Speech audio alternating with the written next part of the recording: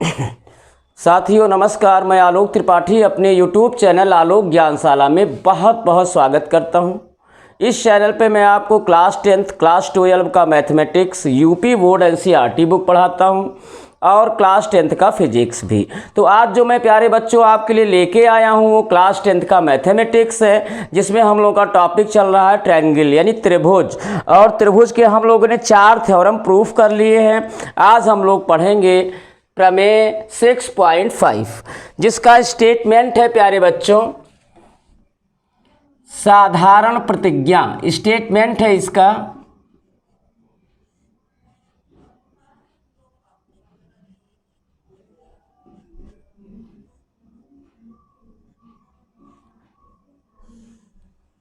साधारण प्रतिज्ञा क्या है प्यारे बच्चों, ध्यान दीजिएगा। वो है यदि एक त्रिभुज का एक कोण दूसरे त्रिभुज के एक कोण के बराबर हो।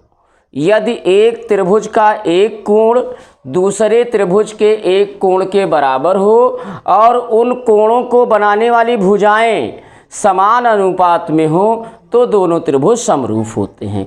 यही प्रूफ करना है प्यारे बच्चों। तो साधारण प्रतिज्ञा क्या है? यदि एक त्रिभुज का एक कोण यदि एक त्रिभुज का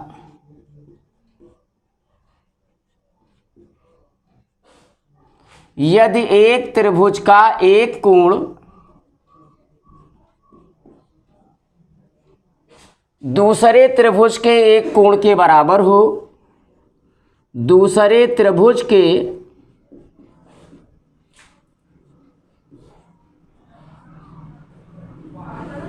एक कोण के बराबर हो,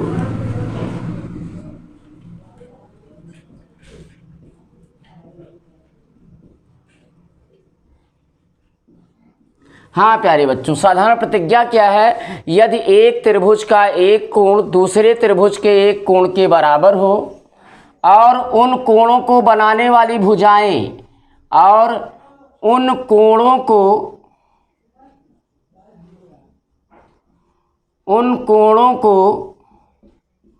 बनाने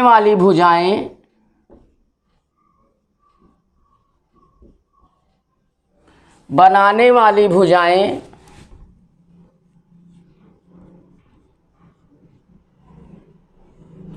समानुपाती हों, बनाने वाली भुजाएं समानुपाती हों, तब दोनों त्रिभुज समरूप होते हैं। तब दोनों त्रिभुज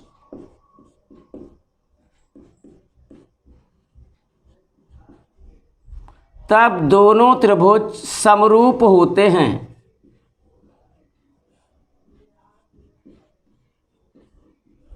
यही है साधारण प्रतिज्ञा प्यारे बच्चों।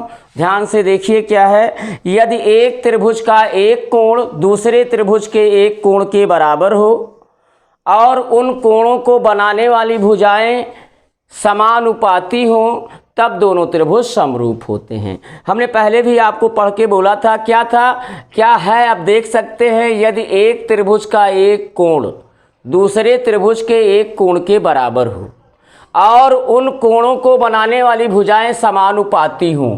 प्यारे बच्चों यहाँ तक हमको गिव है, फिर सिद्ध क्या करना है? हमको सिद्ध करना है प्यारे बच्चों। तब दोनों त्रिभुज समरूप होते हैं, ये हमको प्रूफ करना है। तो स्टेटमेंट के बाद फिगर बनता है प्यारे बच्चों।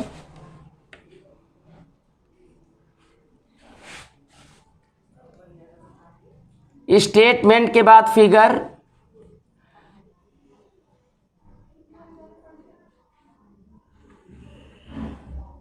तो ये हो गया ट्रायंगल एबीसी और दूसरा ट्रायंगल बनाएंगे डीईएफ, और जिनमें हम त्रिभुज डीईएफ की भुजाओं को त्रिभुज एबीसी की भुजा से बड़ी रखेंगे, जैसा हमने पिछला 2 थ्योरम किया है।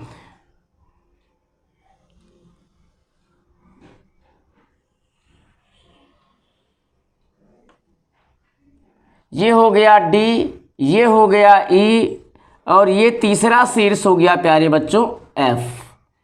तो क्या दिया है आपको, इसमें क्या दिया है, यदि एक त्रिभुज का एक कोण दूसरे त्रिभुज के एक कोण के बराबर हो, यानी कोण ए बराबर कोण डी हो और इन कोणों को बनाने वाली भुजाएं समानुपाती हों, तो कोण ए को बनाने वाली भुजाएं ए बी और ए सी हैं, कोण डी को बनाने वाली भुजाएं डी और डी एफ हैं, तो ये भुजाएं समानुपाती हैं।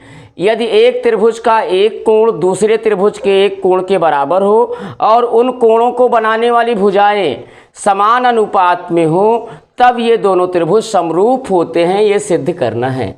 तो प्यारे बच्चों, दिया क्या है, दिया है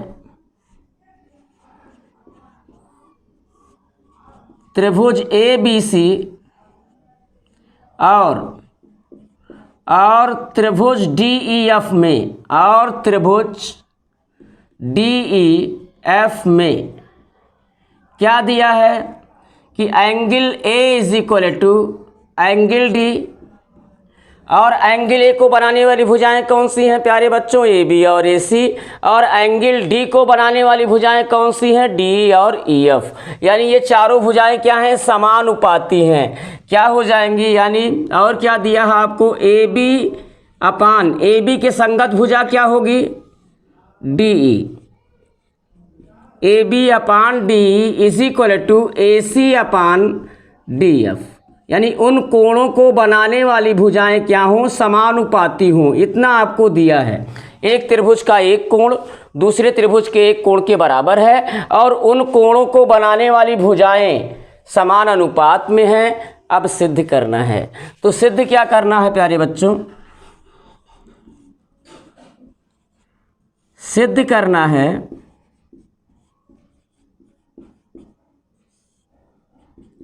त्रिभुज ए बी सी समरूप त्रिभुज डी ई एफ, इन दोनों त्रिभुजों को समरूप सिद्ध करना है प्यारे बच्चों। अब आपको रचना करना पड़ेगा, वही पुराना रचना। रचना क्या करना है आपको, देखिए भुजा डी में बिंदु P और भुजा डी एफ में बिंदु Q इस प्रकार लिया कि, किस प्रकार लिया कि DP बराबर AB है और DQ बराबर AC है, और उसके बाद PQ को मिला दिया गया। हाँ प्यारे बच्चों, तो क्या किया गया, भुजा D में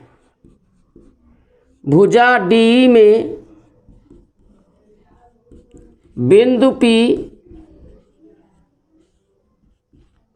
तथा DF में बिंदु Q इस प्रकार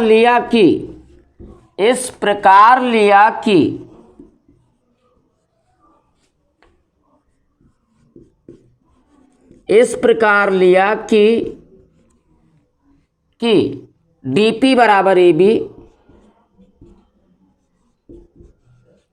और DQ is equal to AC। अब देखिए तथा PQ को मिलाया प्यारे बच्चों, ये रचना हो गया। अब उत्पत्ति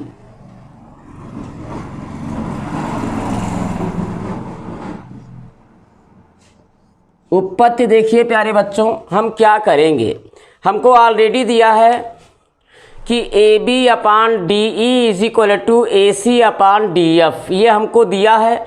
तो ए बी के स्थान पे हम क्या लिख सकते हैं, ए बी के स्थान पे हम यहाँ डी पी लिख सकते हैं। तो ये हो जाएगा डी पी अपान D E is equal to A C के स्थान पे डी क्यू लिख सकते हैं। तो क्या हो जाएगा, डी क्यू अपान डी एफ, यानी हम दोनों त्रिभुजों से हटके इसी त्रिभुज में आ गए। क्योंकि ए बी के स्थान पे क्या हो गया, डी पी हो गया, तो डी पी अपान डी ई हो गया is equal to A C के स्थान पे डी क्यू हो गया, डी क्यू अपान डी एफ हो गया। यानी हम एक ही ट्रायंगल में आ गए। जब एक ही ट्रायंगल में आ गए तो हमारा मैक्सिमम प्रयास अब क्या होगा कि ये ले आना D P upon P E is equal to D Q upon Q F.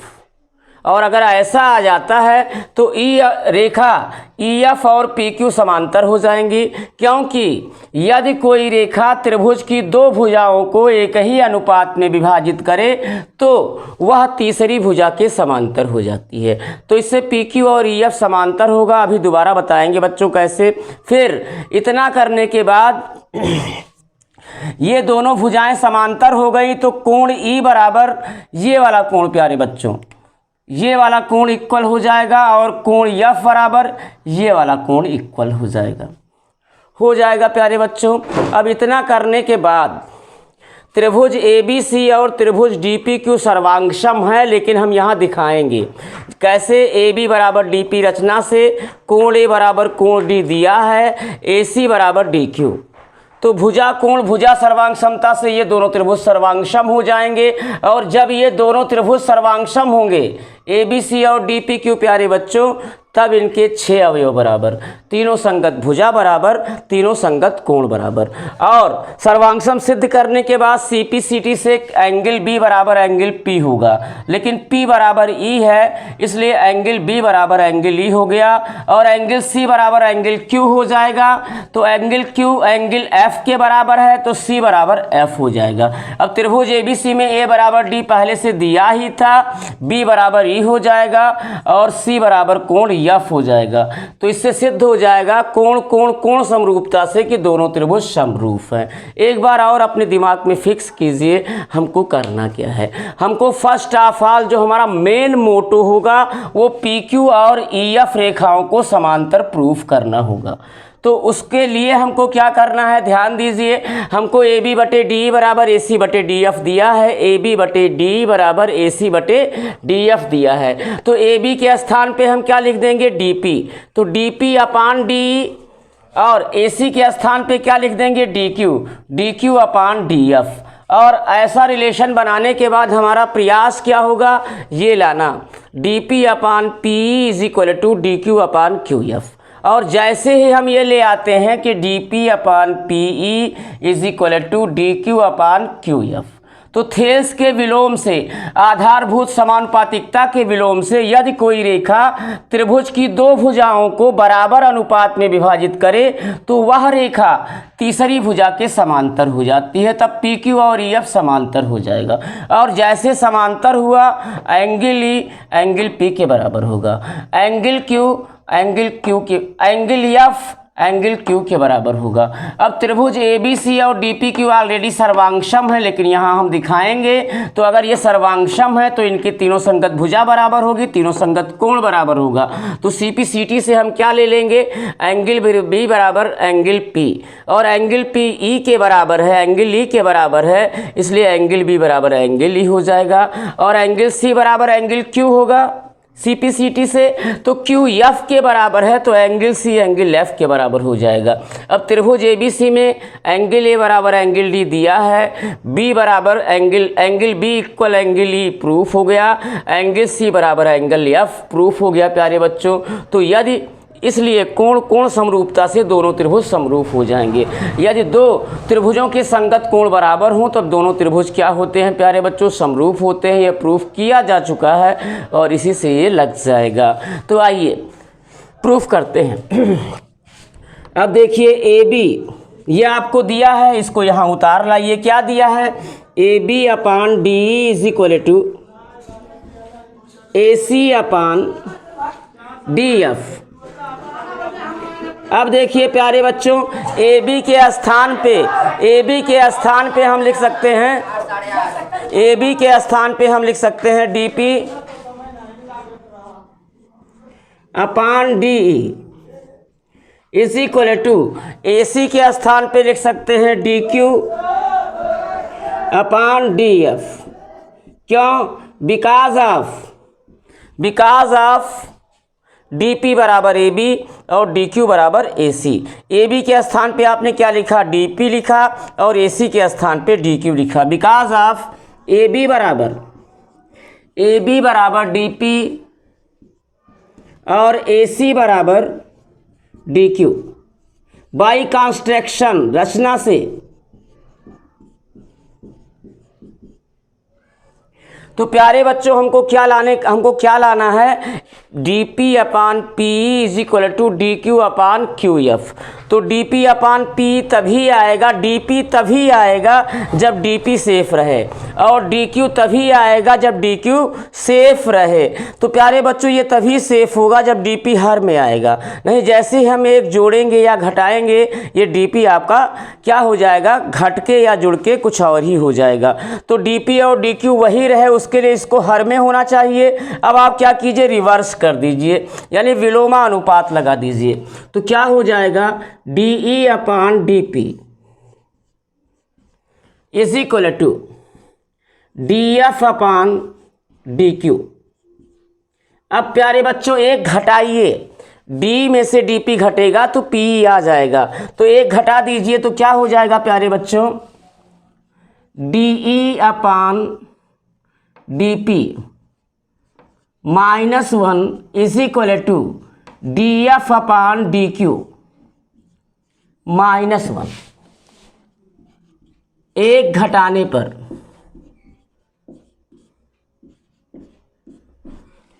अब प्यारे बच्चों 1/1 यहाँ कर लो, 1/1 यहाँ कर लो, और क्या कर लो कि डिनोमिनेटर सेम हो जाए। तो डिनोमिनेटर सेम करने के लिए इसका इसमें गुणा, इसका इसमें, हर का आपस में, ऐसे यहाँ इसका इसमें गुणा, इसका इसमें, हर का आपस में। तो क्या हो जाएगा प्यारे बच्चों, de माइनस इसका इसमें गुणा होगा dp अपान हर का आपस में dp इज इक्वल टू, यहाँ भी डिनोमिनेटर सेम कर लो क्रॉस मल्टीप्लाई करके, तो df माइनस dq अपान dq।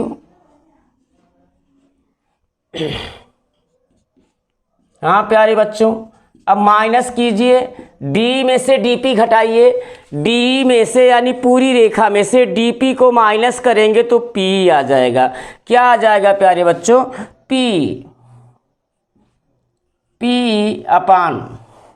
अपान dp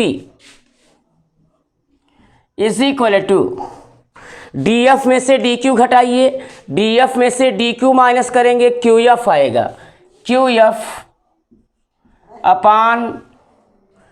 अपान dq। और एक बार फिर रिवर्स मार दीजिए, जैसे यहाँ आपने रिवर्स मारा था, कहाँ पे, ये यहाँ पे विलोमानुपात से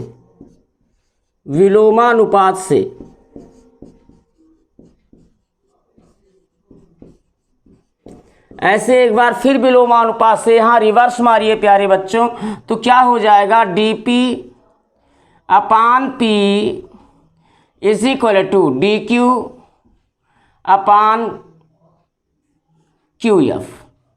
तो क्या आ गया, dp upon pe is equal to dq upon qf, ये आ गया। तो यदि कोई रेखा त्रिभुज की दो भुजाओं को बराबर अनुपात में विभाजित करे, जैसे रेखा PQ D रेखा और DQ रेखा को समान अनुपात में विभाजित कर रहा है, यदि कोई रेखा त्रिभुज की दो भुजा को, तो रेखा PQ त्रिभुज की दो भुजा DE और DQ को बराबर अनुपात में विभाजित कर रही है बेटा। किस प्रकार कि dp upon p is equal to dq upon qf। तो वह रेखा तीसरी भुजा के समांतर हो जाती है, तो PQ रेखा EF के समांतर हो जाएगी। इसलिए हाँ बेटा, यहाँ विलोमानुपात से बच्चों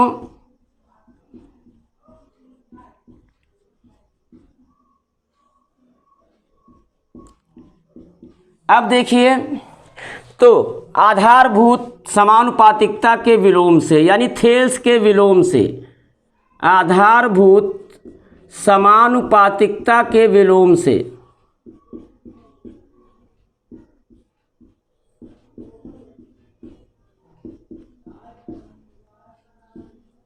से क्या होगा प्यारे बच्चों कि यदि कोई रेखा त्रिभुज की दो भुजाओं को समान अनुपात में विभाजित करे तो वह रेखा तीसरी भुजा के समांतर होती है। तो यहाँ पे PQ रेखा त्रिभुज की दो भुजा D और DF को बराबर अनुपात में विभाजित कर रही है, इसलिए PQ रेखा तीसरी भुजा EF के समांतर हो जाएगी। इसलिए P Q parallel E F. प्यारे बच्चों अगर ये समांतर हो गया तो angle E angle D P Q के बराबर हो जाएगा, यानी 1 के बराबर हो जाएगा, और angle F angle D Q P यानी एंगल 2 के बराबर हो जाएगा। तो फलस्वरूप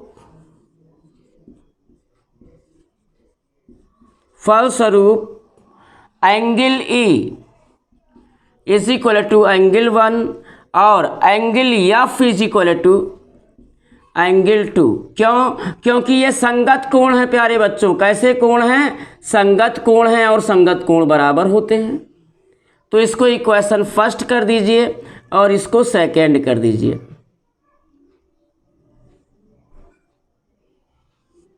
इसको इक्वेशन फर्स्ट और इसको इक्वेशन सेकंड कर दीजिए। अब देखिए प्यारे बच्चों, अब क्या कीजिए, त्रिभुज ABC और त्रिभुज DPQ को सर्वांगसम सिद्ध कर दीजिए, जो कि है। देखिए कैसे, त्रिभुज ABC और त्रिभुज DPQ में AB बराबर DP रचना से, AB बराबर DP रचना से बाई कंस्ट्रक्शन और angle A is equal to angle D दिया है प्यारे बच्चों। देखिए दिया है angle A equal angle D, ये गिवन है, और AC बराबर DQ रचना से, AC बराबर DQ ये भी बाई कंस्ट्रक्शन रचना से। तो यदि एक त्रिभुज के दो भुजाएं, यदि एक त्रिभुज की दो भुजाएं और उनके बीच का कोण, यदि एक त्रिभुज की दो भुजाएं यानी AB और AC की बात हो रही है, और उनके बीच का कोण दूसरे त्रिभुज की संगत भुजाओं और संगत कोण के क्रमशः बराबर हों, तो दोनों त्रिभुज सर्वांगसम होते हैं। तो ये दोनों त्रिभुज किससे सर्वांगसम हो गए? त्रिभुज ABC सर्वांगसम त्रिभुज DEF। तो क्या बराबर है? दो भुजा और O। DEF नहीं प्यारे बच्चों, DPQ।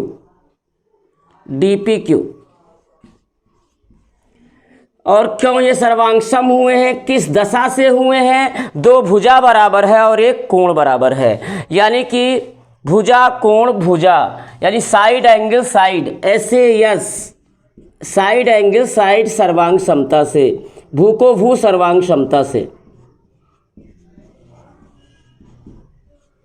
ये सर्वांगसम हो गए। तो अगर ये दोनों त्रिभुज ABC और DPQ सर्वांगसम हो गए तो इनके 6 अवयव बराबर, तीनों संगत भुजाएं बराबर, तीनों संगत कोण बराबर। अब CPCT से हमको जो चाहिए वही तो बराबर करेंगे। तो CPCT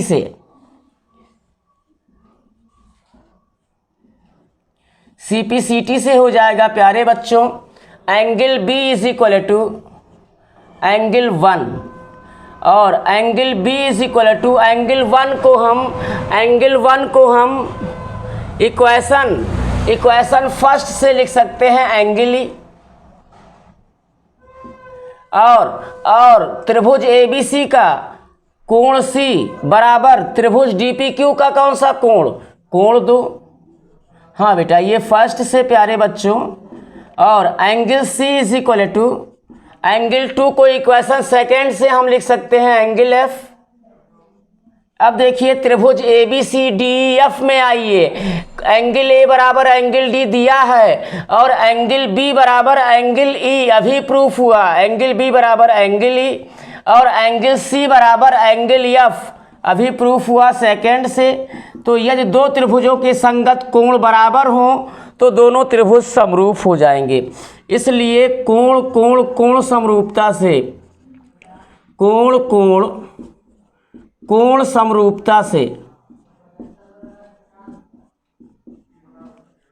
समरूपता से प्यारे बच्चों क्या हो जाएगा? त्रिभुज ABC समरूप त्रिभुज DEF प्रूव्ड। ये था प्यारे बच्चों इसका प्रूफ। तो उम्मीद करता हूँ कि आपको ये प्रूफ समझ में आया होगा, ये थ्योरम आपको विधिवत समझ में आया होगा।